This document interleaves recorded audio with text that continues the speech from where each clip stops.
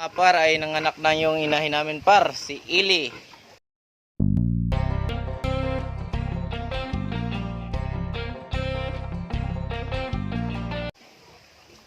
Ayan. Ito yung biik namin. Bago panganak pa lang par. May mga patay na dun sa tiyan ng mama niya par. Baliwalo yung may anak siya na hindi nabuo par, yung kulay lapok par. Kaya ito yung binigay nilang par, 7 heads.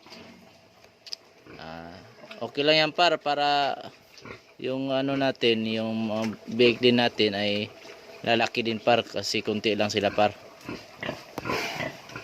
Yan, salamat pa rin sa blessing par.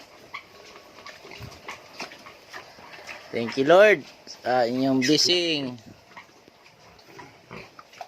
At ito pa lang yung first time niya na pinakain namin par, kasi naghihingi na siya par.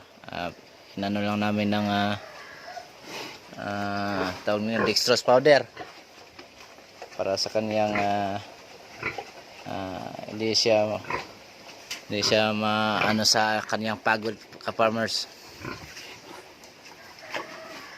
Yan, at hindi namin dinamihan ng pagkain ng ka-farmers, isang ano lang ng kamay ka-farmers, at yung tubig ng ka-farmers kunti lang din. At dito na nga ka-farmers ay nagpuputol na nga kami dito ng ngipin ka-farmers, dahil mahaba ito ka-farmers, kailangan natin na putulin. Dahil magre-reklamo ka-farmers yung inahin nila ka-farmers kapag hindi natin naputulan ka-farmers, masyadong matulis yung ngipin nila. Iwan ko ba bakit ba matulis yung ngipin nila? Bakit kaya ka-farmers, no? Hindi ko rin alam ka-farmers.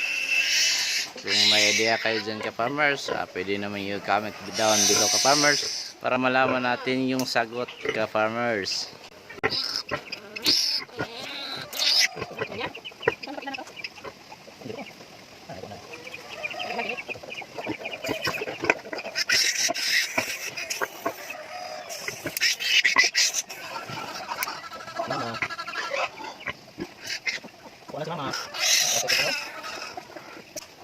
Ayan lang ka-farmers, thank you sa panonood sa aking video ka-farmers.